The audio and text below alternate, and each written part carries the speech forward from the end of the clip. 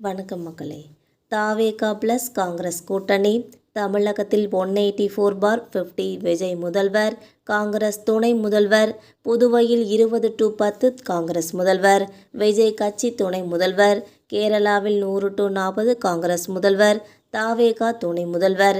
Deal பேசும் இரு கட்சி தலைவர்கள். மூன்றிலும் ஆட்சியை பிடிக்குமா இந்த கூட்டணி? காங்கிரஸுக்கு வடக்கில் சறுக்கினாலும் தெற்கில் ஏற்றம் தருமா என்ற இந்த தகவலை பற்றி இந்த வீடியோவில் பார்க்கலாம் வாங்க. நடிகர் விஜய் தலைமையிலான தமிழக வெற்றி கழகம் மற்றும் காங்கிரஸ் உயர்மட்ட தலைவர்களுக்கு இடையே ஒரு வியக்கத்தக்க கூட்டணி குறித்த பேச்சுவார்த்தையை தீவிரமாக நடைபெற்று வருவதாக நம்பகத்தகுந்த அரசியல் வட்டாரங்கள் தெரிவிக்கின்றன. இந்த பேச்சுவார்த்தையின் இலக்கு வெறும் தமிழக தேர்தலை மட்டும் மையப்படுத்துவதில்லை.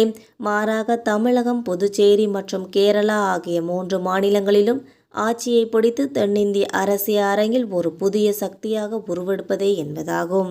காங்கிரசுக்கு வட இந்தியாவில் சறுக்கல்கள் ஏற்பட்டாலும் தெற்கில் எழுச்சி பெற இந்த கூட்டணி ஒரு அரிய வாய்ப்பாக பார்க்கப்படுகிறது. தாவேகா மற்றும் காங்கிரஸ் இடையே தமிழகத்தில் சட்டமன்ற தேர்தலுக்கான கூட்டணி அமைந்தால் பின்வரும் வியூகம் பின்பற்றப்படலாம் என எதிர்பார்க்கப்படுகிறது. தமிழகத்தில் உள்ள மொத்தமுள்ள 234 சட்டமன்ற தொகுதிகளில் தாவேகா 184 இடங்களிலும் காங்கிரஸ் 50 இடங்களிலும் போட்டியிடுவது குறித்து விவாதிக்கப்படுகிறது. தாவேகா தனக்கு கிடைக்கும் 184இல் வேறு சில கட்சிகள் வந்தால் பகிர்ந்து கொடுக்கும்.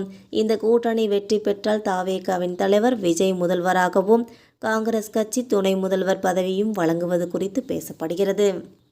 மேலும் தமிழகத்தில் தாவேகாவுக்கு அதிக முக்கியத்துவம் கொடுப்பதற்கு ஈடாக புதுச்சேரியில் காங்கிரஸ் தலைமைக்கு கூடுதல் அதிகாரம் வழங்கப்படுவது குறித்து ஆலோசிக்கப்படுகிறது. புதுச்சேரி சட்டமன்ற தேர்தலுக்கான கூட்டணி வியூகம் பின்வருமாறு அமையலாம் என்று உறுதிப்படுத்தப்படுகிறது. புதுச்சேரியில் காங்கிரஸ் கட்சி 20 இடங்களிலும் தாவேகா 10 இடங்களிலும் போட்டியிடுவது. இந்த கூட்டணி வெற்றி பெற்றால் காங்கிரஸ் முதலமைச்சராகவும் தாவேகாவுக்கு துணை முதலமைச்சர் பதவியும் வழங்கப்படலாம். தமிழகத்தில் நடிகர் விஜய்க்கு முதல் இடம், புதுச்சேரியில் காங்கிரசுக்கு முதலிடம் என்ற இந்த பரிமாற்ற ஒப்பந்தம் இரு கட்சிகளுக்குள்ளும் சமநிலையை ஏற்படுத்தும் என்று எதிர்பார்க்கப்படுகிறது.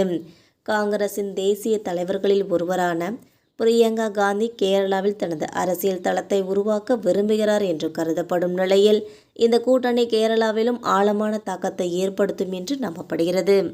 இந்த இரு கட்சி தலைவர்களும் தனிப்பட்ட மற்றும் தேசிய இலக்குகளை அடைவதற்கான இந்த பேச்சுவார்த்தைகளை நடத்தி வருவதால் இதன் முடிவு இந்திய அரசியலின் போக்கையை மாற்றியமைக்கலாம் என்று எதிர்பார்க்கப்படுகிறது.